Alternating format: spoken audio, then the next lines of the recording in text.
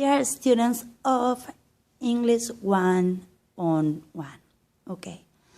Today we were reviewing the skeleton, the main structure of our argumentative essay. So we have the introduction, the body, and the conclusion. The introduction, remember, you start with the hook and a thesis statement. There are 7 guidelines of our thesis statement: powerful or vigorous, straight to the point, argumentative, because your goal is to convince your audience, to persuade your audience by means of logic. It's not a question, it's not just a simple statement. It shows your position, your direction. Neither too broad nor too narrow, okay? Hook, thesis statement, topic sentence 1, topic sentence 2, topic sentence 3, topic sentence 4. So it's supporting a paragraph. It's supporting your thesis statement, okay? Every topic sentence, take it as a mini thesis statement. Remember the example of the mamuskas.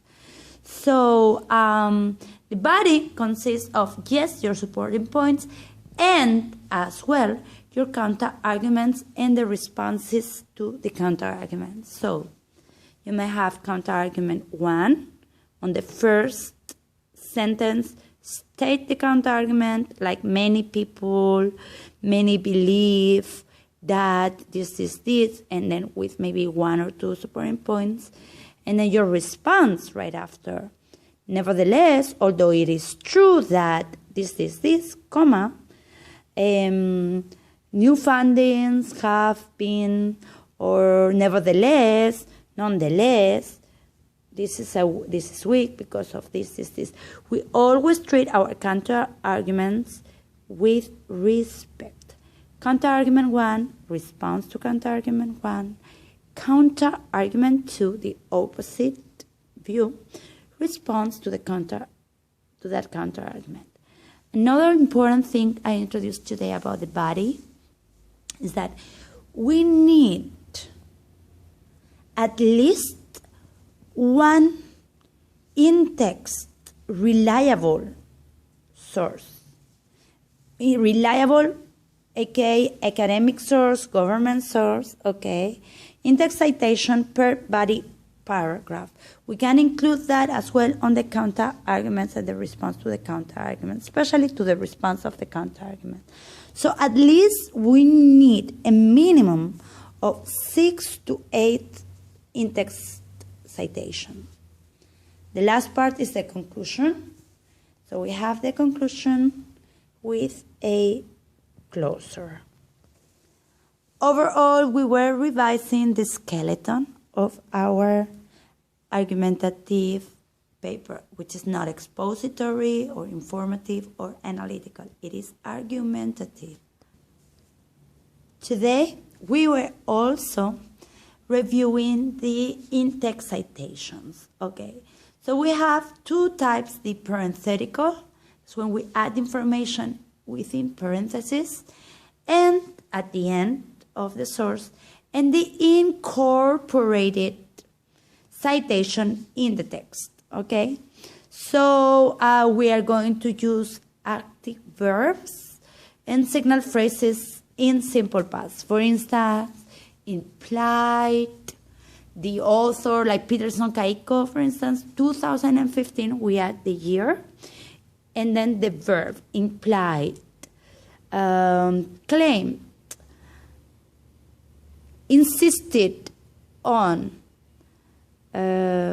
refuted this idea, opposed that, claimed that, and then we can add a direct quotation. If we have a direct quotation, we will get the page number or the pages numbers or the paragraph at the end of the direct quotation once we close our quotation marks. And it can be a direct quotation, it can be a summary or a paraphrase. Remember the difference between a summary and a paraphrase. It is about the length of the original. So a summary, the original is usually much bigger. We can summarize a whole book. In a paraphrase, we usually write maybe part of a text, a paragraph, or a couple of sentences of the author, but using our own words. Both in the summary and in the paraphrase, we use our own words to cite somebody else's ideas. Finally, we were revising the in-text citation, the two approaches that we use the most, paraphrasing and direct quotation. We have to be careful when using direct quotation. Only 5% of our whole essay can be using direct quotation. So we have paraphrasing, the parenthetical form, or the incorporated form.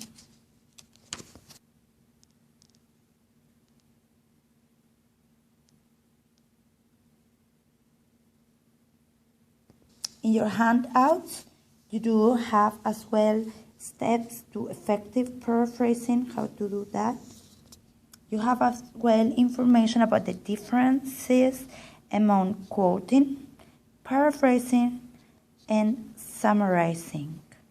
The most common thing is to join, like include a paraphrase, and in between we can quote certain words.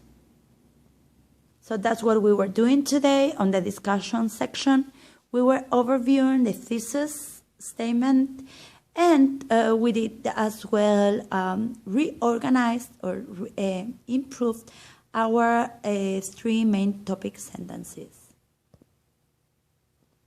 Mahalo nui loa. See you soon.